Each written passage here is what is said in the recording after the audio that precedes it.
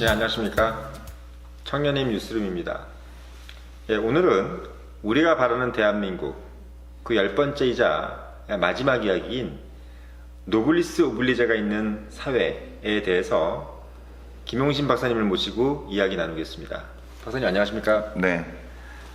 오늘 10번째로 마지막이라니까 아쉽습니다. 예, 그러나 많이 아쉽습니다. 이제 내년에는 또 다른 프로그램으로 여러분들과 만날 것으로 기대합니다.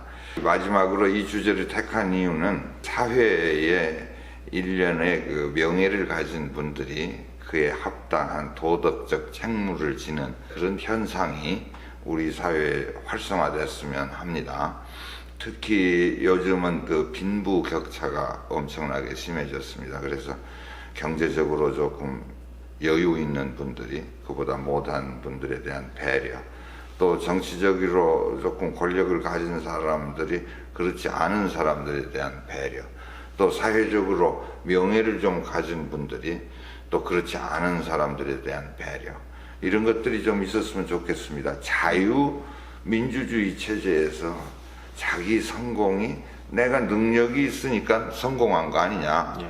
또 성공하지 못한 사람에게는 당신들은 능력이 없어서 성공하지 못했지 않아. 이런 식으로만 평가한다는 것은 지금 현대사회에 맞지 않습니다.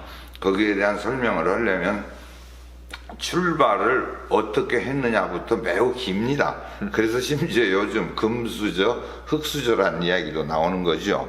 그건 뒤로 미루더라도 우선에 어떤 형태로든지 자기 노력이 됐든지 어려움을 극복하고 자수성가를 했든지 자우튼 이 사회에 자기가 나름대로 명예를 누린 사람들은 그 사회에 대한 책무가 있어야 되겠다.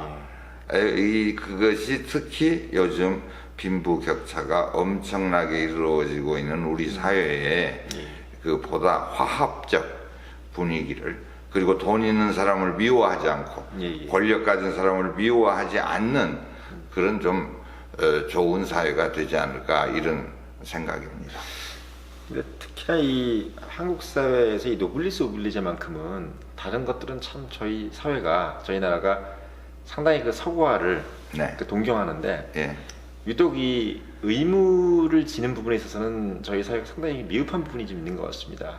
뭐 예를 들면 뭐 미국, 영국의 이제 앤드류 왕자 같은 경우는 포틀랜드 전쟁에서 일부러 참전을 해서 네. 뭐 공군 조종사 참전했다든지 뭐 이런 식으로 상당히 그 고위층에서부터 뭔가가 자신의 의무를 지키려는 그런 모습이 보이는데 저희 나라는 좀 그런 게 부족한데 박사님 생각 어떠십니까? 그렇습니다. 그런데 이제 거슬러 올라가면 우리 사회에도 선비정신이라는 게 좋은 전통이 있었습니다. 그런데 어느 때부터인가 그냥 좀 그 돈 있고 명예 있는 사람들이 군대도 안 가려고 그러고요. 또 요즘 그 탈세자 보면요, 기가 막힙니다.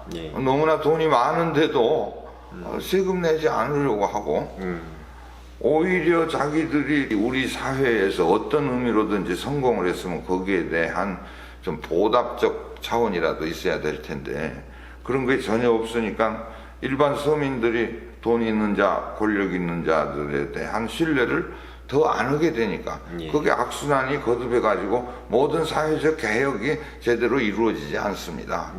그래서 저는 지난번에 무슨 책에서도 하나 건의했습니다만은 우리나라 대기업들은요, 우리 그 사회 보장, 사회 복지를 위해서 지금보다 더 많은 헌신을 해야 됩니다.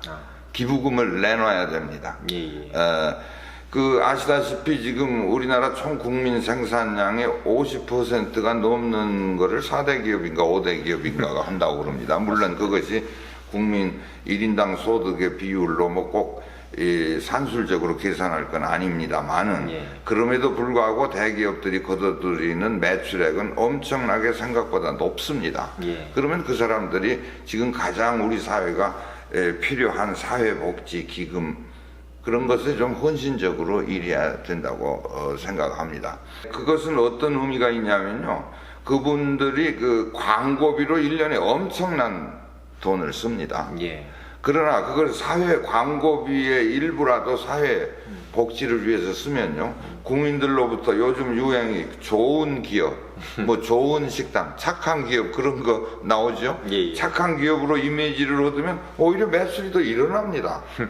그 사람들의 사회보장제도의 혜택을 받는 사람들은 모두가 다 그 회사의 물건을 소비할 수 있는 잠정적 소비자들입니다. 예. 그래서 정부는 돈의 한계가 있습니다, 예산에. 그래서 대기업들이 우리나라 그 사회복지를 위해서 지금보다 좀 더 통 큰 기부나 어떤 그 재단 설립이 절대적으로 필요하다. 그러면 서민들이 대기업을 보는 이미지도 많이 바꿔지리라고 생각합니다. 예. 삼성이나 현대, SK, LG는 자기들 것만이 아닙니다. 예. 우리 국민들의 것입니다. 그게 함께 우리가 있었을 때 그 사람들도 성장합니다. 그렇지 않고 국민들로부터 미움을 받은 대기업이 어떻게 우리 사회에 더 지속적으로 존재할 수 있겠습니까? 예. 저는 그래서 연말을 맞아서 그런 생각을 좀 강력히 하고 대기업, 특히 대기업들에게 그걸 당부하고 싶고, 또 권력을 가진 사람들에게도 솔선수범해야 됩니다. 예. 권력을 가지게 되면은 그만큼 희생도 따르고 의무도 따르는데, 뭐 권력 가진 자제분들이 군대도 안 가려고 하고, 뭐 어디에 백 써서 저 직장이나 구하려고 하고, 예. 이러면 되겠습니까?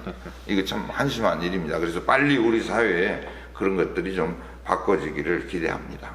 예. 박사님, 그러면 미국 같은 경우 말입니다. 네. 상당히 그 좀 경쟁이 치열한 곳이지 않습니까? 네. 그럼에도 불구하고 그 지도층에서는 본인들의 어떤 의무를 다하려는 모습이 어떤 식으로 좀 보이고 있는 건가요? 미국의 소위 그 지도층들에 대한 사회적 헌신도는 매우 높습니다. 6.25 때도 그 우리들이 잘 아는 벤플리트 장군 아들이 우리 한국전쟁에 참여해서 전사했고요. 아이젠하워 대통령 아들도 참전했다고 합니다. 더욱이 더 놀랄 거는 모택동의 아들도 한국전쟁에 참여해서 전사했습니다. 근데 우리 사회에서는 전쟁 나면 다 도망가려고 합니다.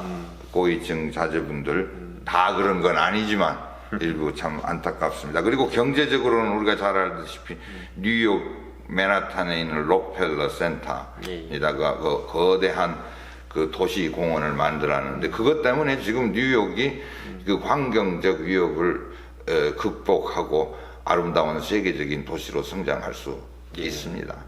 뭐 더 말할 것도 없이 전 세계적으로 책임 있는 고위층들은 그 사회에 대한 자기들의 의무를 그 열심히 하려고 노력합니다.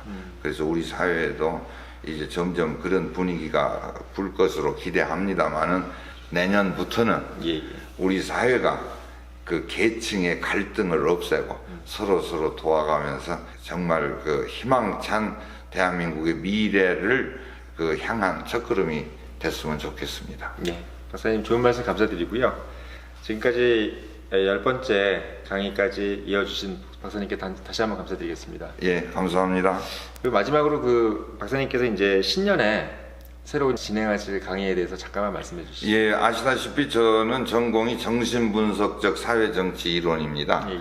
그래서 지난번에 그 나는 누구인가 일반인을 위한 정신분석이라는 책도 한번 편 적이 있습니다만, 우리 청년을 위해서 정신분석에 대한 기초 개념부터 거기서 적용의 다양한 적용, 그리고 나아가서 그 우리들의 상처를 치료하는 것까지 내가 아는 한에서는 다양하게 짧게 알기 쉽게 한번 시리즈로 설명해 보려고 합니다. 예. 새 신년부터는 김용진 박사님께서 직접 강의하시는 알기 쉬운 정신분석이란 제목으로 저희 청년들에게 좀 더 다가갈 예정입니다.